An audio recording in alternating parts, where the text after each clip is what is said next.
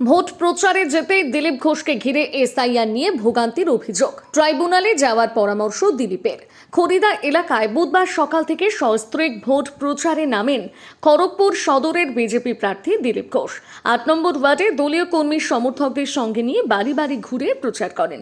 এদিন তার সঙ্গে দেখা যায় স্ত্রী রিঙ্কু মজুমদার ঘোষকেও।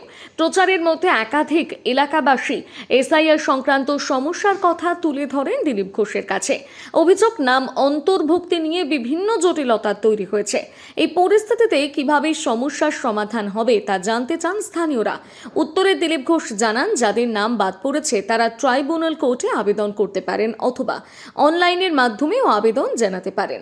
এসআইআর ইস্যুতে সাধারণ মানুষ হয়রানির শিকার হচ্ছেন কিনা সেই প্রশ্নের জবাবে দিলীপ ঘোষ দাবি করেন, কিছু নাম বাদ পড়েছে ঠিকই, তবে এর জন্য মূলত তৃণমূলের তরফে দায়ী বিএলআরওদের একাংশ। তাদের গাফিলতির কারণে বহু মানুষের নাম জমা পড়েনি বলে অভিযোগ করেন তিনি।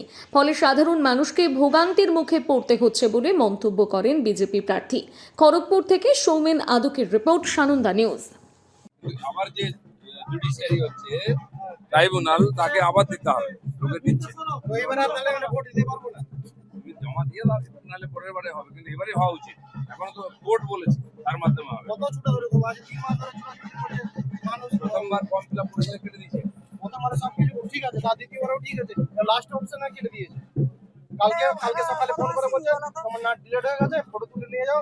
কালকে এসডি অফিসে গেছি, সে যা ভিড়, মরে যাবে তো মানুষ ওখানে ঢুকে। একটু জায়গা নাই, 4 তলা অব্দি উঠেছি, একটু জায়গা নেই দাঁড়ানোর মতো, উঠার মতো জায়গা নেই। অনেকেরই গন্ডগোল হয়েছে। জমা দিয়েছো নাকি না অনলাইনে করেছো? কি অনলাইনে বলছে শুক্রবার দিন আসো। হ্যাঁ, অনলাইনে করা। আমার স্বামীর ভোটের নাম ক্যান্সেল হয়ে গেছে।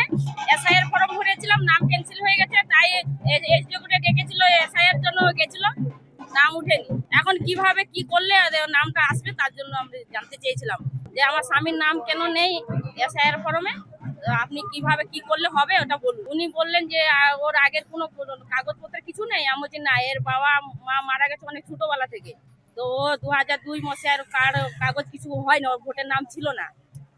তো উনি বলছেন যে রেশন কার্ড কি আছে? আমি বলছি না, রেশন কার্ডও ওনার বোধহয় নাই। আমি খোঁজ করিনি, খোঁজ করতে হবে, দেখতে হবে আর কি। বললেন যে এই ভোটে যদি না হবে পরের ভোটে হলেও হবে নাম। খড়িদাতে এসছেন প্রচারে দিলীপ ঘোষ, তবে দুদিন আগেই ঠিক একই জায়গাতে প্রচার করে গেছেন প্রদীপ সরকার, সমর্থনে এসেছিলেন সায়নী ঘোষ। তারপরে দিলীপ ঘোষের প্রচার, ঠিক কতটা তাৎপর্যপূর্ণ এই প্রচার তার দিকে আমরা নজর রেখেছি। এবং চলুন দিলীপ ঘোষের সঙ্গে একটাবার কথা বলার চেষ্টা করব।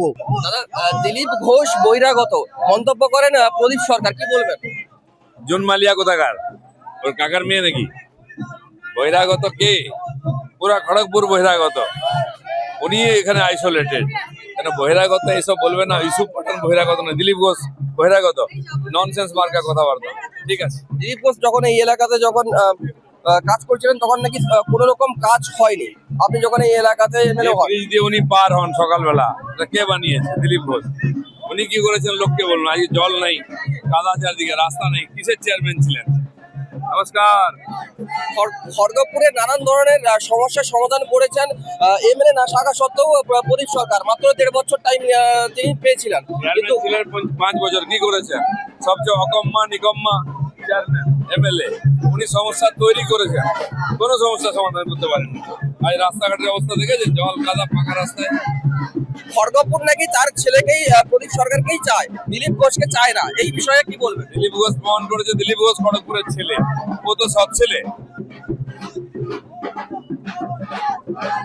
আপনি যখন 27 নম্বর ওয়ার্ডে যান প্রচারে, তখন বেশ কয়েকজন আপনাকে ঘিরে বিক্ষোভ দেখায় এলাকায়। সেই জায়গাতে প্রদীপ সরকার যখন প্রচারে যায়, সেখানে ওরাকে ফুলের মালা পরানো হয়। এই বিষয়টা কোন নজরে দেখছে? কিছু লোককে উনি পুষে রেখেছেন পয়সা দিয়ে, তারা এইসব করাচ্ছে। ভোট আমরাই পাবো। আপনাকে কিছু অভিযোগ জানালেন, কি বললেন একটু যদি বলেন। কিছু লোকের নাম কেটে গেছে, কিছু তো টিএমসির তরফ থেকে বিএলএরাই গন্ডগোল করেছে, কারণ জমা দেয়নি বা করেছে। বাবা মার নাম আছে, ডকুমেন্টস সহ জমা দিয়েছে, তারপরেও নাম কেটেছে। কিছু তো ব্যাপার আছে, তাদেরকে বলেছি ট্রাইব্যুনালে যাও, নাহলে অনলাইনে আবার অ্যাপ্লাই করো। এলাকায় কি কি সমস্যা দেখছেন এবং তার সমাধান কি? সবই আছে, ড্রেন থেকে আরম্ভ করে, রাস্তা থেকে আরম্ভ করে।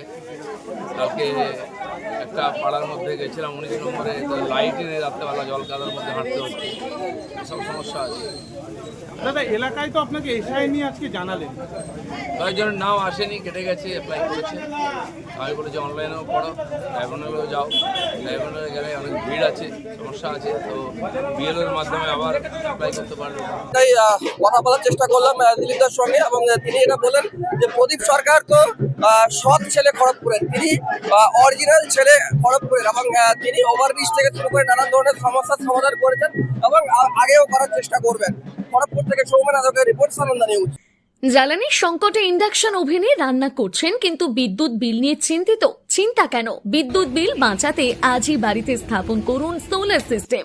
শুধু ইন্ডাকশন ওভেনই নয়, এই গরমে চলবে এসি, ফ্রিজ থেকে শুরু করে জলের পাম্প, সমস্ত কিছু।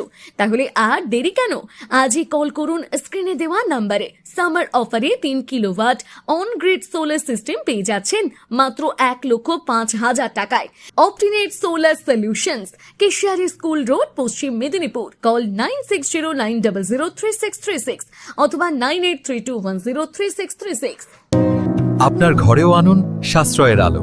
আজই কল করুন অপটিনেট সোলার সলিউশনসকে। নিজেকে আপডেট রাখতে ফলো করুন সানন্দা নিউজ।